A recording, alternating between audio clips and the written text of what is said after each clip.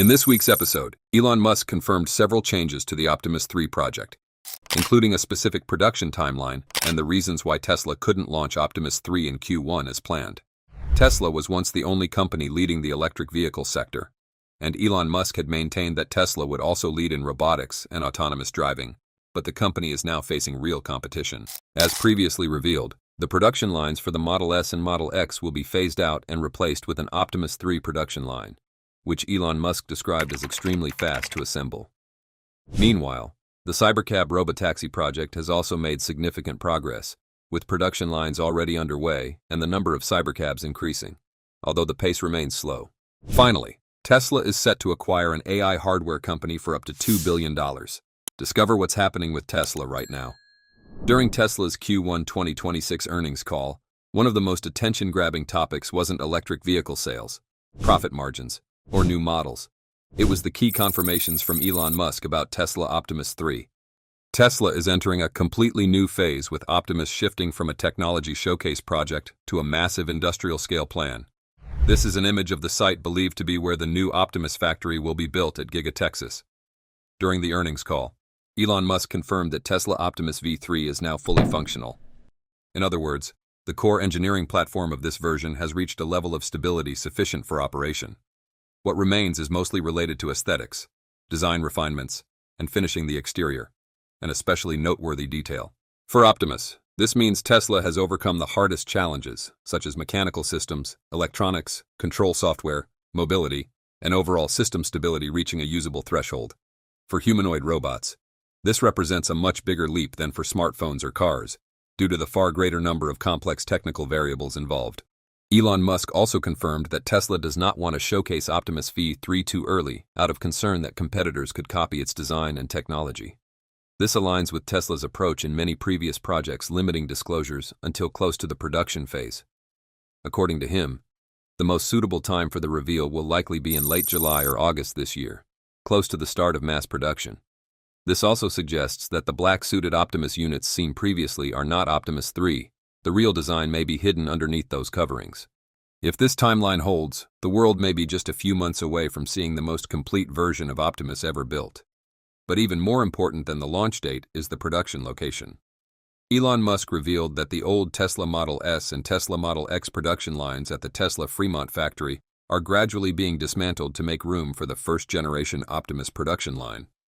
The final Model S and Model X units are expected to be completed in early May. This is an extremely powerful symbolic signal. For many years, Fremont has been closely associated with Tesla's flagship vehicle lineup. If Tesla is willing to repurpose space once used for premium vehicles for robot production, it suggests the company believes the future value of Optimus is significant enough to replace part of its traditional automotive operations. No company easily sacrifices existing production capacity without seeing a greater opportunity ahead. Elon Musk has previously set an ambitious goal of producing 1 million Optimus units per year using 2 production lines at Fremont and Giga Texas. To be honest, it's not easy for anyone to be convinced by that number, especially when it comes from someone as optimistic as Elon Musk. However, it quietly demonstrates that Tesla is genuinely serious about Optimus. They are not planning to produce just a few thousand robots for demonstrations or limited trials. They are designing infrastructure from the outset at an industrial scale. When asked about the expected Optimus production rate by the end of this year and the initial targets, Elon Musk admitted he is not yet certain how fast production will ramp up. This actually adds credibility compared to overly perfect promises. In reality, Tesla still needs to manufacture and secure suppliers for a wide range of Optimus components, including high-precision actuators, complex robotic hands, batteries, sensors, AI chips, and an entirely new assembly line. Elon Musk described Optimus as having around 10,000 unique parts and being built on an entirely new production line, something that has never been mass-produced before. The Tesla CEO also declined to provide any production targets for 2026, only stating that the robot's initial capabilities will focus on simple factory tasks before gradually advancing to more complex ones. This marks a significant shift from Musk's January 2025 prediction of producing around 10,000 Optimus robots that would be capable of performing tasks so sophisticated that no one would believe they were robots. So, a more realistic expectation is that by the end of this year, Tesla may only reach a few thousand to perhaps tens of thousands of units, before accelerating rapidly in the following years. Another key question is, what will Optimus actually do first? Many people imagine humanoid robots cooking, taking care of children, serving households, or conversing like humans. But Tesla's practical strategy may be completely different. The first skills Optimus is likely to prioritize are repetitive, physically demanding, and labor shortage tasks, such as transporting materials within factories, moving components, assisting with logistics, performing basic inspections, or working continuous night shifts. These are the tasks that generate the most immediate economic value. If a robot can replace jobs that are hard to staff, expensive, or dangerous, businesses will have strong incentives to adopt it right away. Tesla clearly understands this. They don't need Optimus to do everything on day one. They just need it to solve a few specific economic problems well enough for the market to accept it. Elon Musk also addressed a widely discussed question whether Grok and XAI will be integrated into Optimus or Tesla vehicles. His answer suggests a fairly smart architecture. Optimus needs to be capable of operating even without cellular or Wi-Fi connectivity, meaning its core processing must be handled directly on the robot, similar to how Tesla's full self-driving system operates on the vehicle itself. However, for higher-level task assignment, coordinating multiple robots, voice interaction, or understanding natural language requests, Tesla could use Grok as a supervisory intelligence layer. This creates a two-tier model. Robots operate autonomously at the local level, while higher-level AI handles coordination. This is a far more practical approach than relying entirely on the cloud. Finally, Elon Musk confirmed that the Tesla AI-5 chip has been completed ahead of schedule thanks to months of intense work by the team. AI-5 will be focused on Optimus and data centers, while the AI-4 platform will continue supporting Tesla vehicles with the goal of achieving highly safe, unsupervised full self-driving. This detail shows that Tesla is clearly separating its strategy. Cars will continue evolving on the current platform, while robots will be prioritized with next-generation AI hardware. In other words, Optimus is not a side project. It is becoming a standalone pillar. When you piece everything together, the picture becomes quite clear. The product is nearly complete. The launch is approaching. Factories are being reconfigured. Large-scale production lines have been designed. Dedicated AI is being prepared, and a commercialization strategy is taking shape. This is no longer a question of whether Tesla will build robots. The real question now is how quickly Tesla can bring robots into the real economy. If the company executes even part of this plan, Optimus could become a market larger than electric vehicles within the next decade. And that may be why Elon Musk is giving this project an unprecedented level of priority. Next up today, expectations surrounding Elon Musk's robotaxi fleet and Cybercab have never cooled down, and in these final days of April, all eyes are rapidly converging on Cybercab. Previously, Elon Musk once again emphasized on Cybercab has started production. The production version will feature a design that is significantly different from the prototype units used for testing. It will have a much sleeker, more polished finish, giving it a far more striking appearance. These production models also appear to be built using Tesla's advanced unboxed process, where different parts of the vehicle are assembled in parallel before being combined, maximizing space efficiency and reducing costs.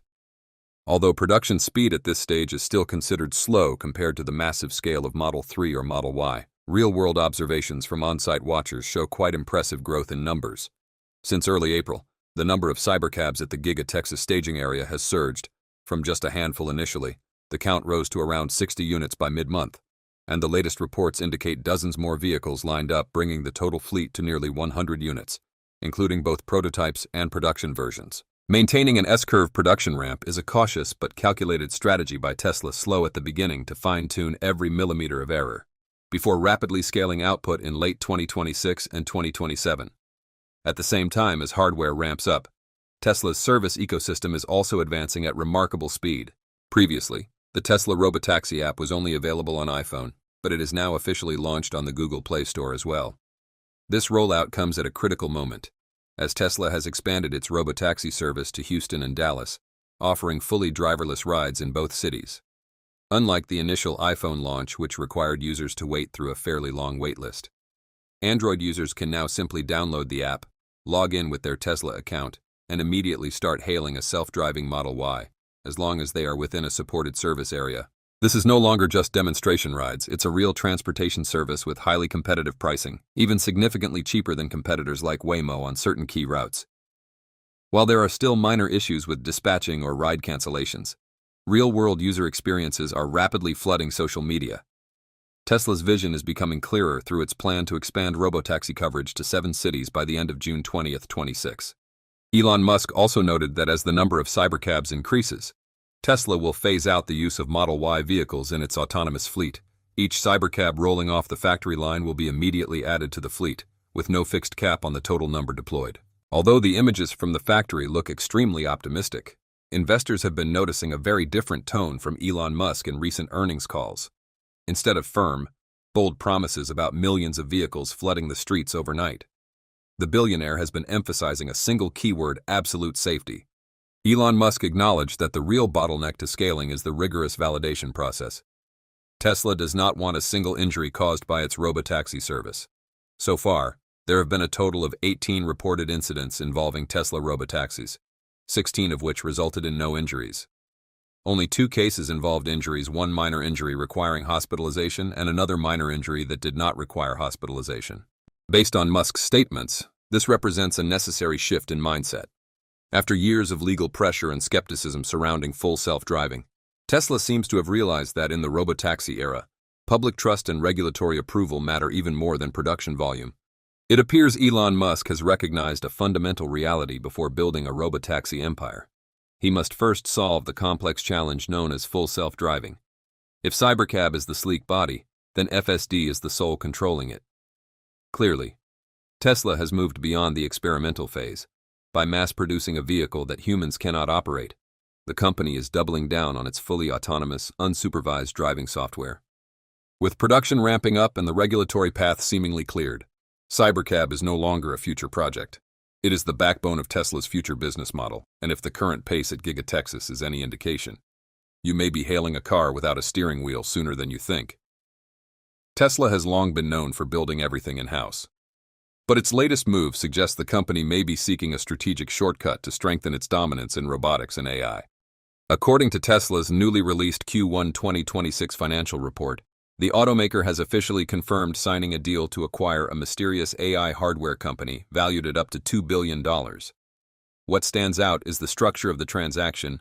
Most of the value will be paid in common stock, with as much as $1.8 billion tied closely to service conditions and specific performance milestones linked to successfully deploying the technology in real-world applications.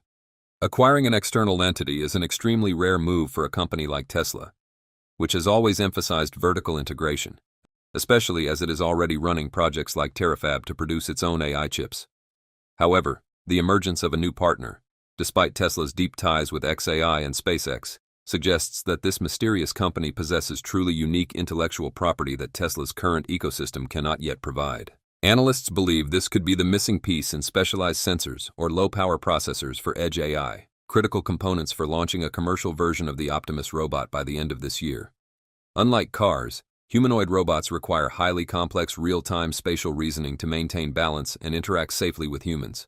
Musk's decision to raise this year's capital expenditure forecast to $25 billion underscores his ambition to bring this talent and technology in-house, ultimately reducing reliance on suppliers like NVIDIA or TSMC.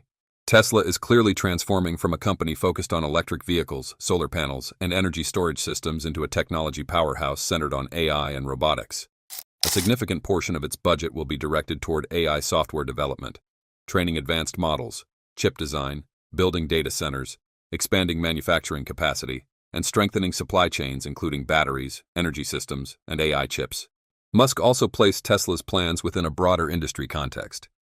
Amazon is expected to spend up to $200 billion in 2026 on AI, chips, robotics, and low Earth orbit satellites, while Google plans to invest between $175 and $185 billion, nearly double its previous $91.4 billion. That wraps up everything in this week's episode. From major updates on Optimus and Cybercab to Tesla's bold AI acquisition strategy, the coming months will be critical in determining how fast these ambitious plans turn into reality and redefine the future of automation, transportation, and AI. Thanks for watching. If you enjoyed this breakdown, make sure to like, subscribe, and hit the notification bell so you don't miss the next update. Drop your thoughts in the comments. See you in the next video.